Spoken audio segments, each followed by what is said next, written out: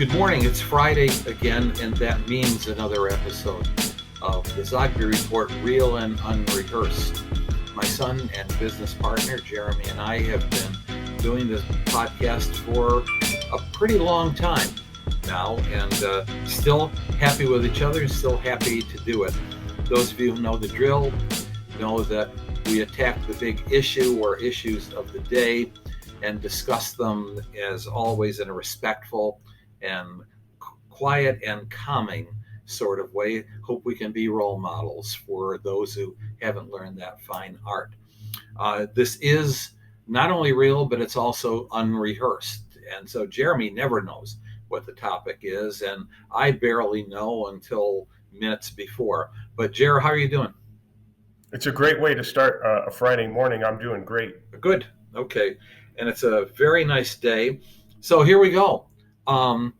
There is a brand new poll by Rasmussen.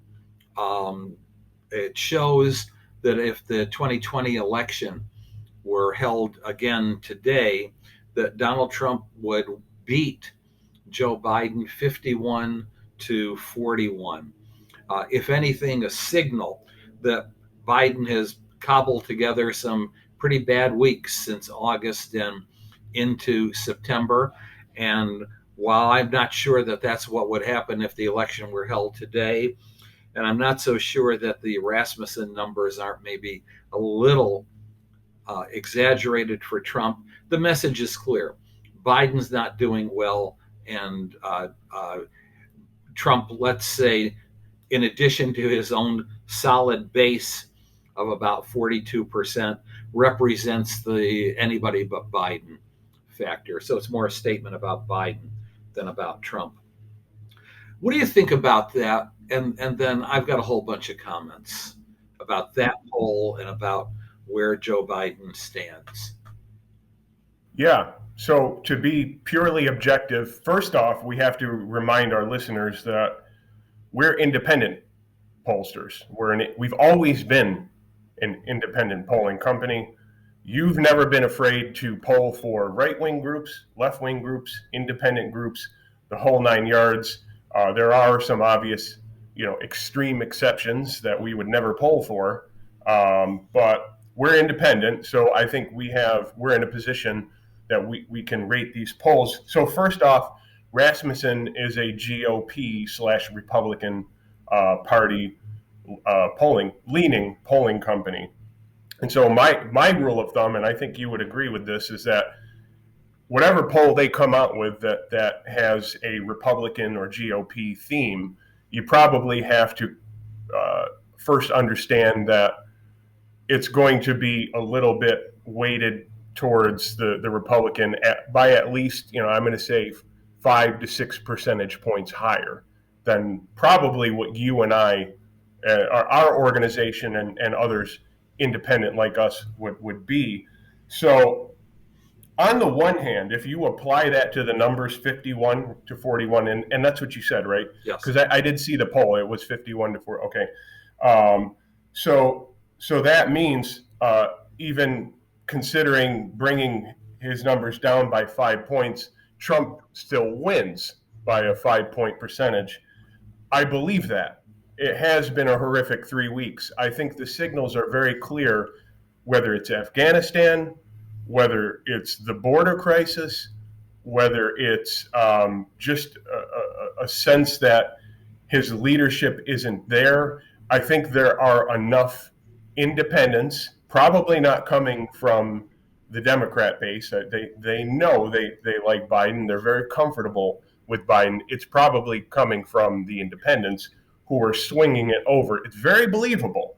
But again, on the other hand, you have to consider that Rasmussen is a GOP leaning. But like I said, my rule of thumb is anything they come out with that's Republican or GOP centered is usually 5 points higher. You apply that to the numbers 51-41. Trump still leads in this poll question. Another thing I want to say, and then I'll take it. I'll give the mic back to you.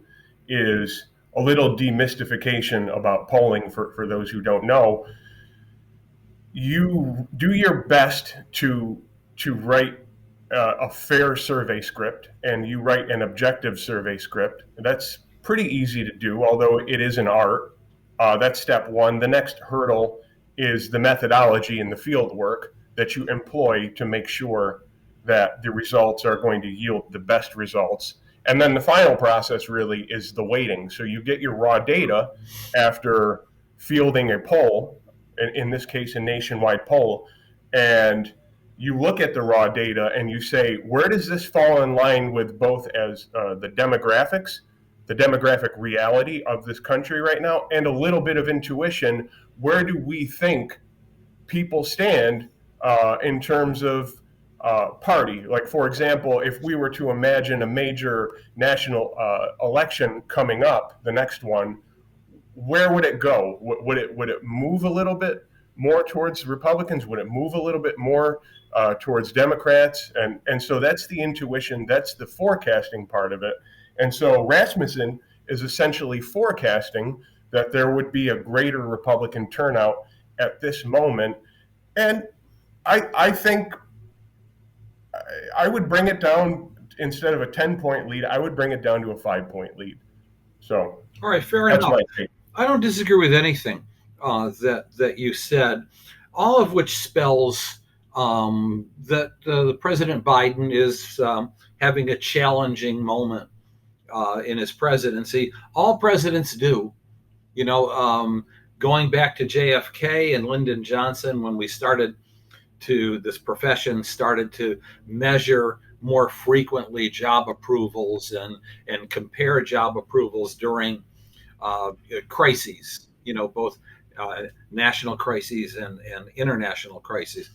With that said, this is not Biden's finest moment.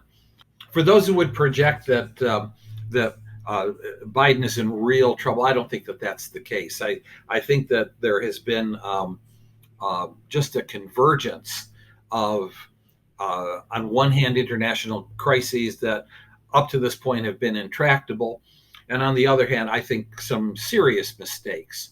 Among those mistakes, the horrific pictures of border patrols actually beating up on Haitians at the border in Texas and forcing them back to Haiti, and conjuring up in the process America's long history in treating blacks, including the treatment of Haitians in the past, is a very bad image to be projecting.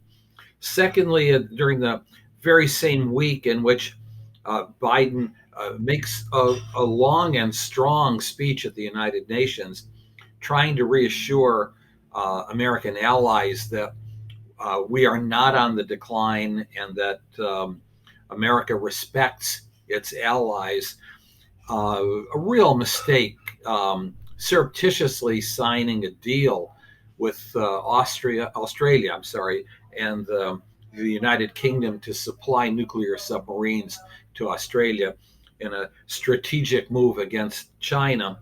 Meanwhile, leaving France, who had the deal with Australia, out in the cold and totally surprised by seeing it as a public announcement as opposed to a private diplomatic discussion. A genuine mistake there.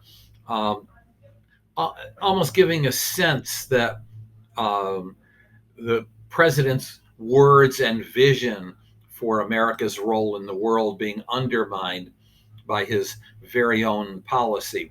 So certainly a bad week. By the same token, within the week, if not the calendar week, then, the last 7 or 8 days, Biden, certainly buoyed by the California victory of Gavin Newsom, which we talked about, and breathing some hope and some life into the Democrats, giving them a focal point and message that's essentially anti-Trump going into the 2022 elections. But I have no doubts that if the election were held today, that it would be closer than it was in 2020, and it was pretty close looking at the Electoral College, and that also that Donald Trump, could possibly win.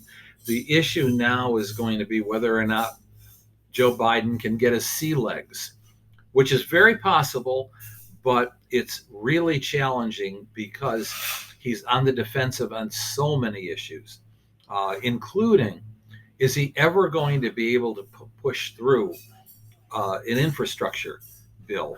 Is he ever going to be able to push through a voting rights bill? Is he ever going to be able to push through a major initiative, not a minor one, but a major initiative on the environment?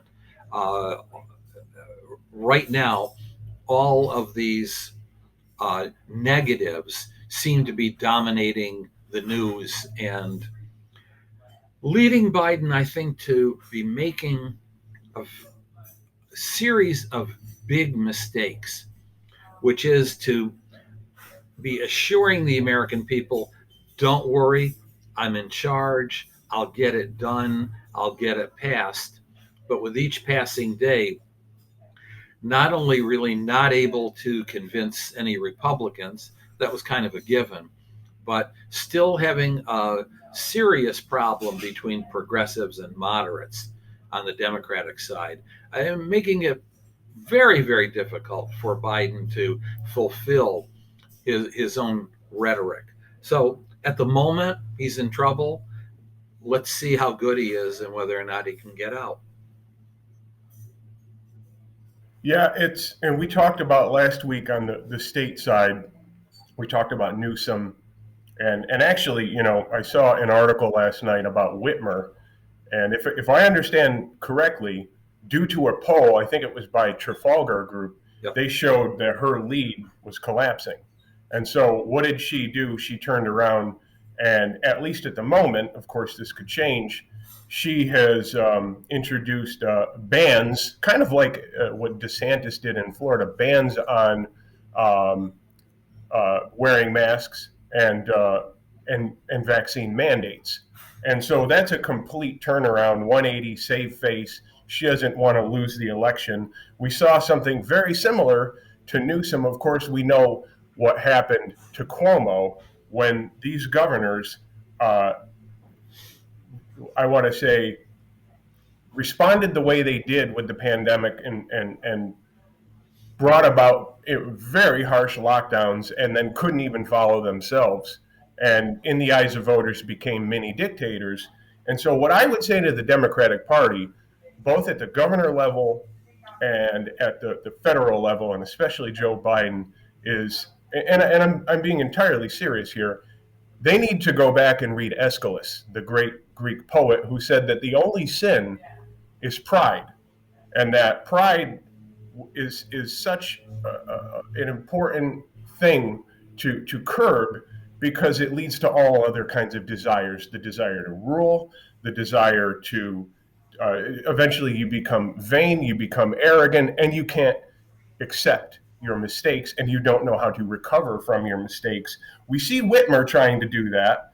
We'll see if Newsom can do that. Cuomo couldn't do that. The question is, can Joe Biden do that? Now, that ties into what you were talking about with the images that surfaced at the border. I don't know, what's going on there in terms of whether border agents were actually whipping. I really made a serious attempt to look at as many photos as I could.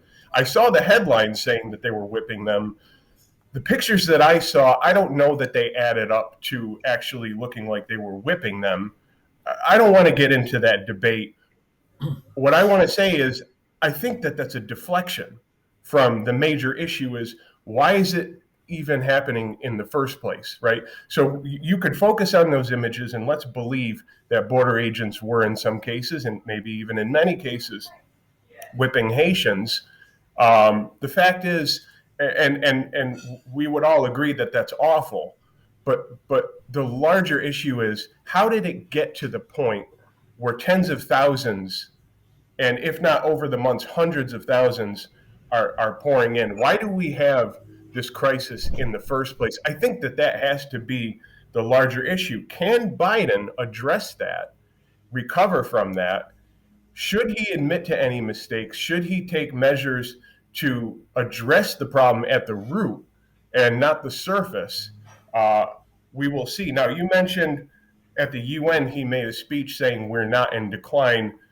You know, internally within the United States, that could seem like reassuring, but to the rest of the world, when the so-called leader of the free world is trying to assure people that his nation is not in decline, that can signal that, in fact, yes, they are in decline. That trying to cover up a denial, or even speaking volumes like it is a denial of a reality, because much of the world sees that the United States is in decline. It only confirms it. So I think you put those things together, and you have to ask yourself, like you said, is Biden finished? I would, reframe the question: can he recover? I'm sure there are events that will come in the near future that he can seize upon, but he must learn the lesson of where Whitmer went wrong, of where Cuomo went wrong, and where Newsom went wrong. And I would stand by my statement. He should go back and read some of the early great plays by the Greek tragedy playwrights, especially Aeschylus. Um, Before we read Aeschylus, and I agree with you that that's good advice. Let's be fair also, and note that Governor DeSantis in Florida, whose main challenger looks like it will be Val Demings, a former police chief of Orlando, three-term congresswoman from that area, and a name prominently mentioned as a possible running mate with Joe Biden in 2020, is now it's a typical statewide Florida race. It's a 1-point race. I believe DeSantis leading by a point, but I can't remember. It doesn't matter. It's just a typical Florida race, which is to suggest that that DeSantis could be in trouble, on banning mandated masks, as well as Florida's Delta problem now, but COVID problem with young people, appears to be, not slowing down. But with that said, you've reminded me of a couple of things. One is that maybe not now, but at some point, Joe Biden is going to have to use what we call the old truth trick. America is in the decline. Restated, it's in the process of redefinition of its role in the world. We have had, as a country, that opportunity to be a beacon and to have survived the Cold War when the Soviet Union imploded, thus being the sole superpower.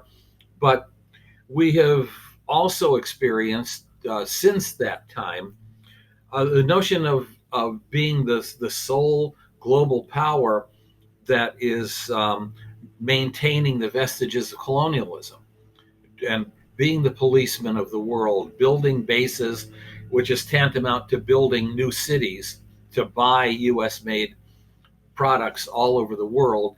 And it's clearly unsustainable, all at the same time that, as Fareed Zakaria points out, the rise of the rest is happening. I mean, China is on a major spurt.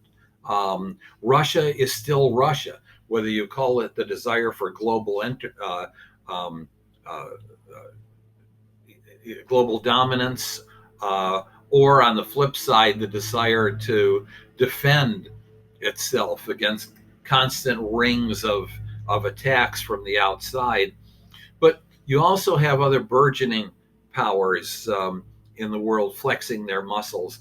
Some of them not so pretty, like Iran, for example. Turkey is another example. Fact of the matter is that there are regional powers that are flexing their muscles, and the United States military, still the greatest in the world, but that just simply doesn't have the bandwidth to police the world, at the same time that the world is saying, we don't want you to police us in the first place. At what point does the United States come to grips with that? And when I think about that, perhaps instead of Joe Biden on one end of the spectrum saying we're not in decline, we're still the number one power, that's sounding reassuring at a time when he's got very little to reassure about. On the other side of the spectrum, he knows politically he can't give a Jimmy Carter speech. The country is going to hell in a handbasket. There's a malaise. We've got to get together and love and appreciate each other. We see how that worked out for Jimmy Carter politically. President Biden is in a bind here.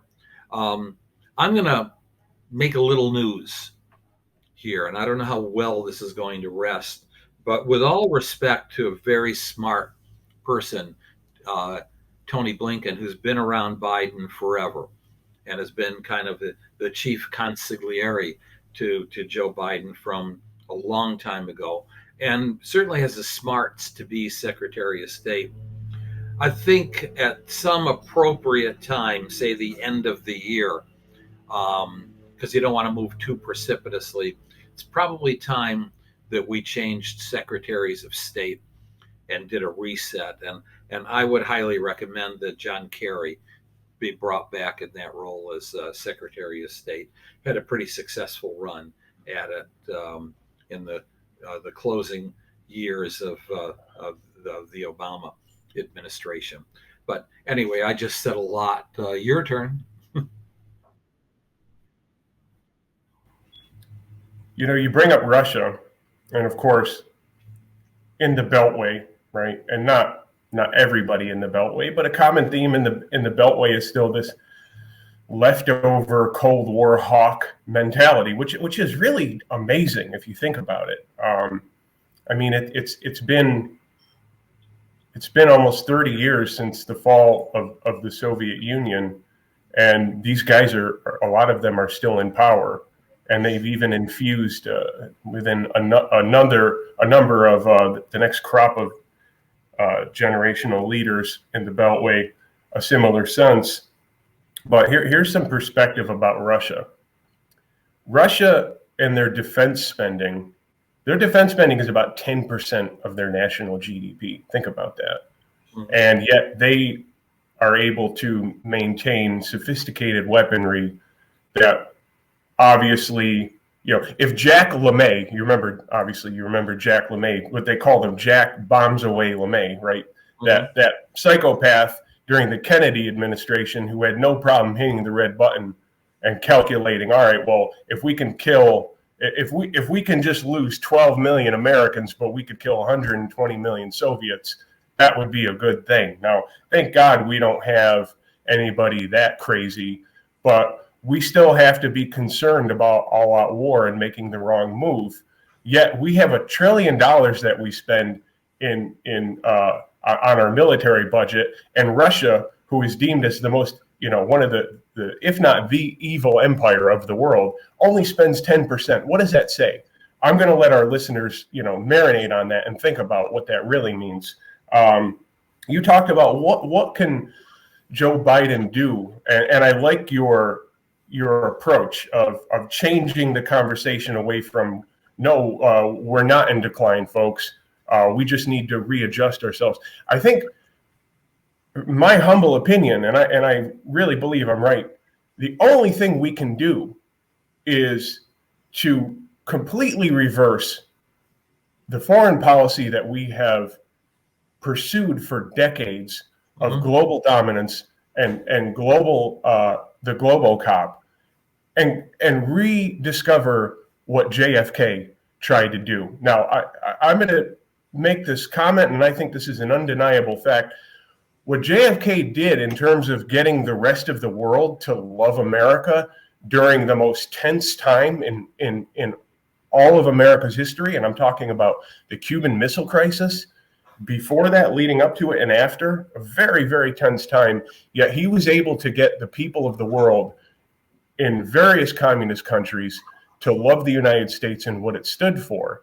And JFK actually did more than what the Dulles brothers did JFK in 2.5 years of his presidency did more than what Allen Dulles and John Foster Dulles could do, who set the agenda for decades to come. Think about that. And that's the only thing we can do is try to recreate that in the 21st century. I would liken JFK to the father of soft power. And I know that soft power is a buzzword discussed around the Beltway, but it's only a buzzword. It's not an actionable thing. And I'll leave it at that. Okay. One correction, Curtis LeMay, to the best of my recollection, was the general, unless he had a nickname of Jack. And actually, I just want to correct something that I stated earlier. Russian military spending is not 10% of its national GDP. It's actually 10% of what the total U.S. military spending is. I think that's an important fact. But no, other than that, I think what the nations of the world are looking for are not both ends of the spectrum. On one hand, we are the global power, we are the dominating power, we are the policemen of the world, we are the leaders of the world, follow our lead, we are America. On the other hand, it's not looking for a farewell and valedictory. We're leaving the world stage. It's looking just for reassurance that America is there to help, America is there to support, but America is not there to dominate. And I would have been a whole lot more comfortable if that was the message that emanates. To be fair, I did not read Joe Biden's speech, and I have to. I only saw media reports of what he said, and so I'll give him the benefit of the doubt. But if what emerged from there is an overstatement of what U.S.'s role can be and should be in the world, it was the wrong moment for that. Yeah. So I think we're in agreement that the best way to go forward is the classic statement: get our backyard in order first. We've been talking about that for decades. Yeah. I think that became a major theme during the civil rights movement, where we were preaching to dictators around the world, yet we were sicking German shepherds and hosing down African Americans in the Deep South. We couldn't get our backyard together, and today it's beyond that. The education system, just the general tension between the various dichotomies, the various opposing groups. And so we have to look inward, and we don't have to cut our ties. Like I don't believe in this sense that if you stop policing the world, that's isolationism. No, you trade with the world. You don't isolate yourself. You still engage in setting the discussion, but you set the tone of the discussion by setting the example. And we've got a lot to fix in this country. And I maintain my position about Joe Biden. This is very harsh, and I'm sorry to say this, but Joe Biden is the commander-in-chief of division and chaos. I understand he inherited a very tense moment, but he has done very little to cool the tension, to bring it down several notches. I'm going to let you go with that. We'll pick that up another time. I want to end with a related but somewhat very different point. Maybe we can develop it in the future. Back to the border, back to the Haitians, but also back to those kids that have been separated from their families and their parents and other adults who are just languishing in these camps along the border. We have this serious contradiction of talking about 10 million jobs that can't be filled. And I've been doing a little bit of traveling, as you have, and everywhere you go, we're hiring, we need, please. Huge billboards to handwritten signs, now hiring. And folks are saying that Americans don't want to work. Americans are saying, $15 an hour, $16 an hour is not a good deal. And it probably isn't. On the other hand, we have hundreds of thousands of people at the border, including a substantial number of Haitians trying to get into this country, who are saying, we want freedom, we want to escape, and we want to work.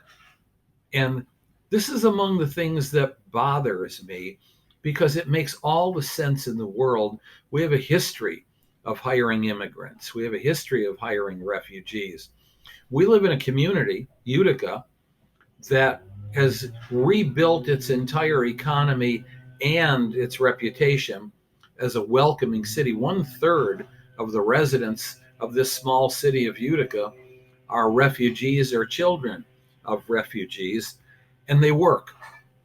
They work hard, and then you look at the graduating classes from the local community and public and private colleges, and they're Burmese, they're Bosnian, they're Ukrainian, they're Iraqi, and you say to yourself, wow, what a great solution we found here.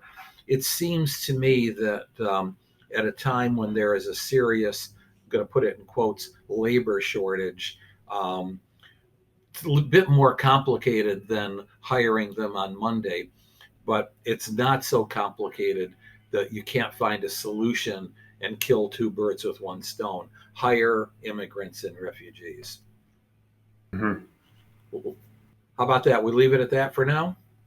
Well, Kathy Hochul yesterday or 2 days ago basically our governor, our new governor, hinted at that, because you're looking at, within the healthcare system of New York State, anywhere from, and I think this is conservative, 20 to 30% of workers who don't want to get vaccinated and have a deadline, I think, which is coming up Monday. And so either they're going to be fired, and I think if they've gone this far, I don't think they're going to rush and get the vaccine over the next couple of days. And she said, well, if those 20 to 30% are gone by Monday, we're just going to hire immigrants. She said precisely that.